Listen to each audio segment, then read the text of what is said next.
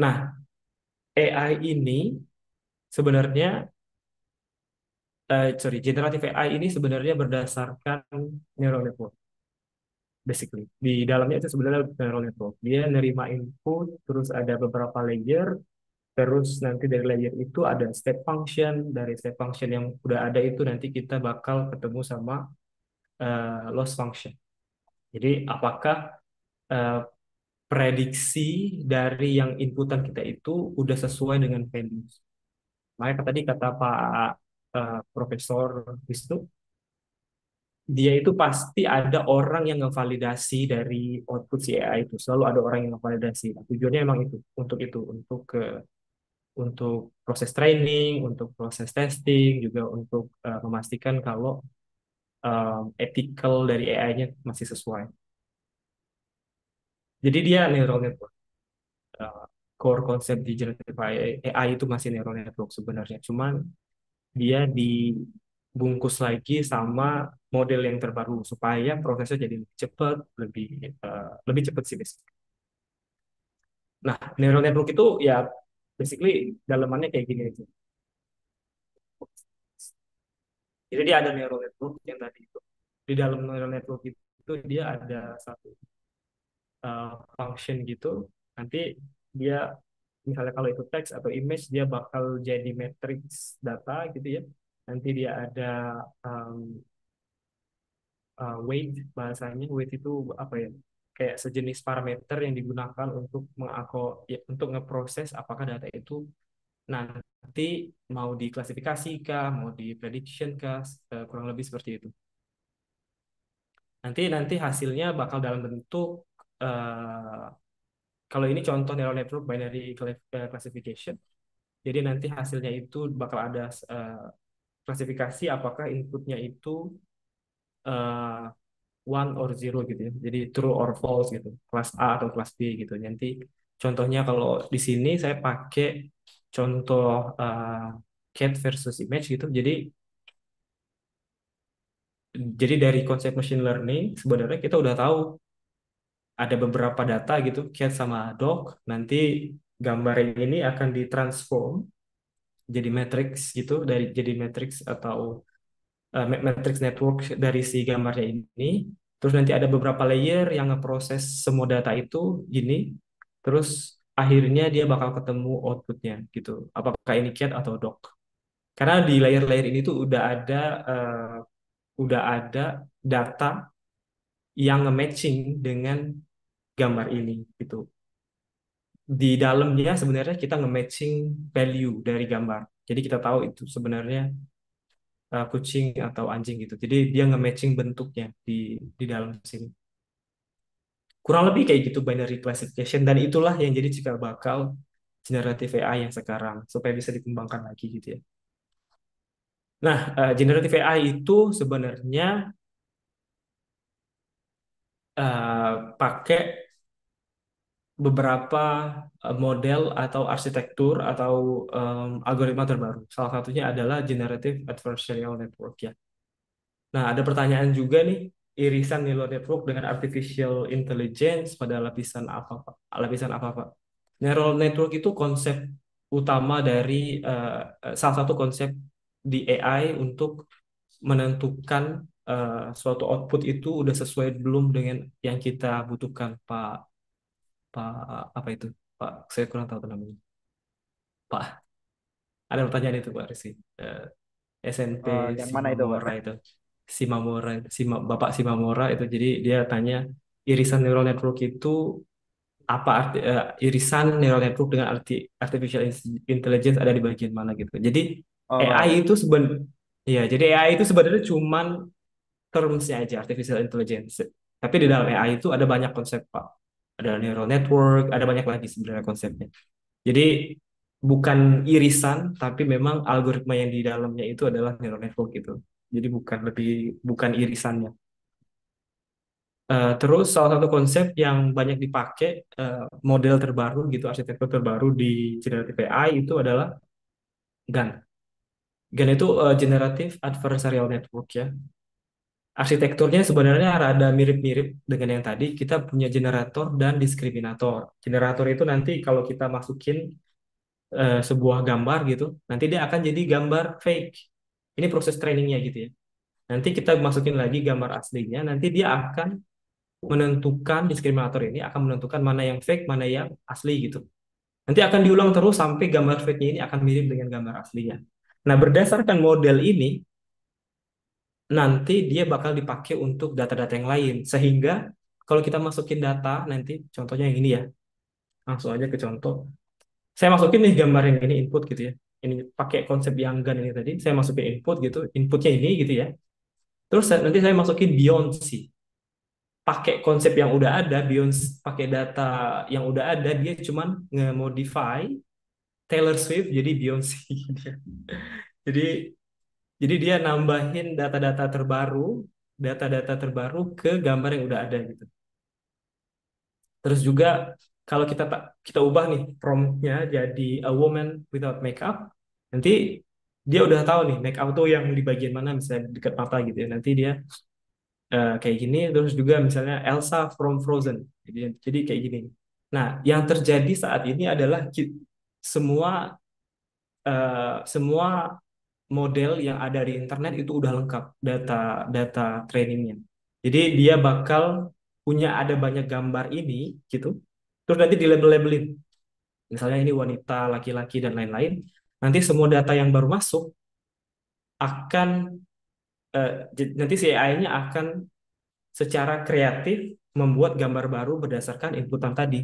Jadi a woman without makeup mungkin gambarnya beda lagi nanti berdasarkan weight yang ada di model-model tertentu. Jadi tergantung siapa yang bikin AI-nya, dia mau kayak gimana hasilnya. Jadi semakin dia generik, semakin bagus gitu. Oke, next itu saya mau ngobrolin tentang LLM. Jadi tadi kita ngomongin tentang gimana sih cara kerja text to image gitu ya, pakai GAN architecture. Nah, yang populer itu sebenarnya si ChatGPT ya. ChatGPT itu di, dibikin di dalam arsitektur LLM atau large language model gitu ya. Tapi internally apa sih gimana sih konsep large language model itu? Jadi dia punya encoder sama decoder dengan eh, dengan konsep transformer yang sama di bagian encoder dan decoder untuk outputnya. Lebih jelasnya next gitu ya. Jadi GPT, Chat GPT gitu ya. GPT itu nama modelnya, nama arsitekturnya.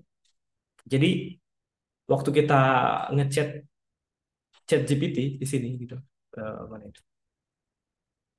Chat GPT, saya nggak open. Oh, di sini sebenarnya. Waktu saya ngechat Chat GPT di sini, sebenarnya GPT itu adalah nama modelnya, nama arsitekturnya. Jadi saya ngechat sistem yang pakai arsitektur GPT gitu ya. Generative pre-trained transformer. Jadi contohnya kalau saya masukin ini, recite the first law of robotics. Nanti GPT itu akan ngebikin outputnya apa gitu ya. Ini kayaknya ke pause, ini saya present lagi ya.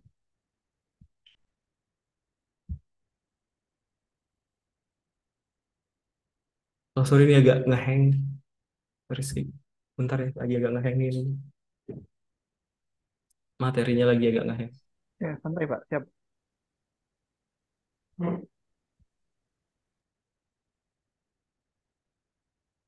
Eh,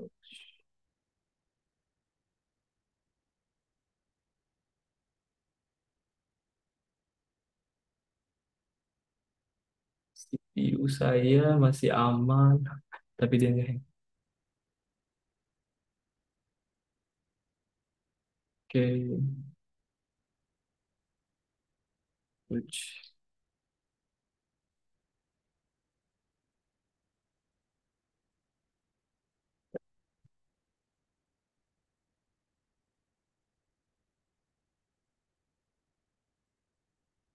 oke, balik lagi ya ke yang tadi.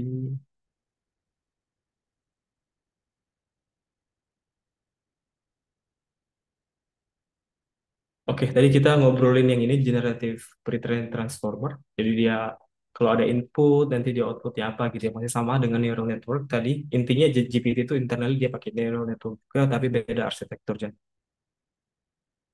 Kurang lebih dia kayak gini ya. Jadi dia unsupervised, basically unsupervised arsitektur. Terus kita kasih eh, expensive training dari datasetnya ada gede gitu, ada expensive training. Terus nanti dari situ dia ada dapat objektifnya apa gitu ya. Misalnya prediksi kata selanjutnya gitu. Jadi nanti ada prediksi kata selanjutnya. Kurang lebih kayak gitu. Saya coba cek dulu si tadi udah berhasil belum nge-generate gambar. Oke. So, jadi ini mungkin nanti kita show lagi gitu. Jadi GPT ini konsepnya udah fix kayak gitu. Generative Pre-trained Transformer udah fix kayak gitu. Algoritmanya udah fix kayak gitu. Bedanya apa? Kalau kita lihat kan ada GPT 3.5, GPT 4 gitu. Bedanya cuman di size dari parameternya aja. Jadi dia nggak ada perubahan lagi di dalamnya. Dia udah fix kayak gitu. Dia pakai konsepsi transformer ini untuk untuk ngeproses data. Terus gimana supaya dia jadi lebih presisi, lebih pas, terus juga lebih kreatif dan lain-lain. Itu cuma berdasarkan um, model yang kita training nanti gitu. Jadi nggak ada perubahan lagi. Tapi ada beberapa konsep large language model yang lain untuk kebutuhan ini ya, untuk kebutuhan seperti ChatGPT ya. Jadi ada BART kalau dari Google, ada juga Microsoft Copilot dan lain-lain. Ini trend numbers of parameter tadi kalau nggak salah udah disinggung juga sama Prof.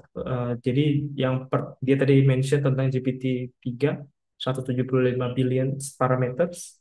Jadi dia sebenarnya awalnya kecil ya, cuma 1,5 billion parameter awalnya tuh. Malah mulai dari juta, terus dia meningkat jadi 1 miliar gitu ya. Sekarang sudah ada 175 billion. Dan kayaknya selanjutnya bakal lebih gede lagi supaya datanya jadi lebih lengkap gitu ya. Makanya kalau kita lihat tuh dia ada informasi di sini biasanya. ChatGPT itu cuman berdasarkan ini September 25 gitu. Jadi tanggal 25 September terakhir dia di training. Apakah training datanya lebih baru atau enggak? Kita kurang tahu. Tapi dia di training pada tanggal ini gitu. Belum ada data training yang baru. Nanti mungkin kalau dia bikin GPT-5, mungkin parameternya jadi lebih besar, hasilnya juga jadi lebih spesifik gitu ya. Nah, ini cukup untuk bagian konsep gitu ya. Karena saya diundang di acara kampus nih, biasanya eh, salah satu objektif mahasiswa ngikut ini tuh mereka pengen align juga sama industri gitu ya. Saya nggak bisa present, sorry ya. Jadi kayak gini dia. Mereka biasanya mahasiswa itu atau orang-orang di akademik juga pengen um, align dengan industri. Kebetulan saya lagi di industri sekarang, masih kerja gitu ya. Walaupun kerjaannya nggak match sama, nggak melulu tentang AI, tapi saya sedang kuliah di jurusan AI gitu. Jadi saya ngikutin kerjaan di kantor, tapi juga ada akademik juga yang lanjut di bidang ini gitu ya. Nah, salah satu contohnya adalah kita robotic scientist. Jadi banyak pasti teman-teman yang udah di bidang robotik gitu. Terus ada juga big data engineer. Big data engineer itu eh, agak mirip, dia beda dengan si generative AI. Intinya dia punya data yang ya literally big data. Jadi datanya ada gede, terus dia pengen em, dibagusin datanya supaya bisa dibaca gitu. Ada juga BI developer. BI itu business intelligence developer. Kalau di e-commerce, kalau teman-teman biasa pakai e-commerce gitu, BI itu lebih ke posisi orang yang bisa memprediksi future berdasarkan data yang sekarang gitu. Jadi nanti dia nggak harus bisa ngoding, tapi dia bisa meng-apply beberapa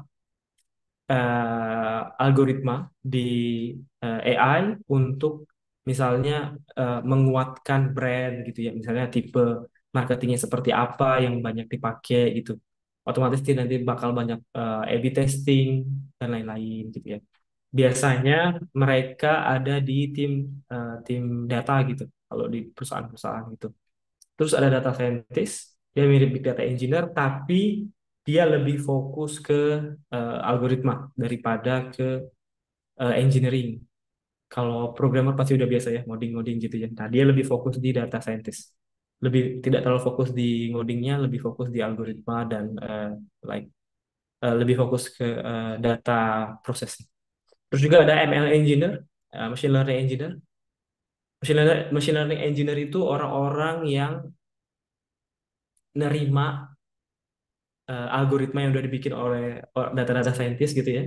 Algoritma yang udah diterima, terus sama ML engineer diolah lagi supaya siap dipakai gitu. Jadi dia beda beda bidang pekerjaan. Terus ada product manager, orang yang mengerti core konsep AI, terus pengen mengaplikasikan ini di dunia nyata gitu. Kalau nggak salah, yang paling mudah dicerna itu kalau nggak salah di Bandung ya ada yang smart apa ya, smart city, kalau nggak salah, yang dia pakai CCTV dan lain-lain. Nah, keputusan untuk ngebikin smart city ini keputusan product manager biasanya. Jadi ayo kita bikin smart city karena di kota kita CCTV-nya udah mulai banyak, kita bisa memanfaatkan data yang ada sehingga nanti kita bisa nge-generate data gitu. Lebih baik tuh kalau misalnya ada satu jalur atau ganjil genap itu di bagian mana bagusnya kayak gitu. Itu keputusan product manager. Terus ada AI research scientist. Ini lebih ke akademik kayaknya ya.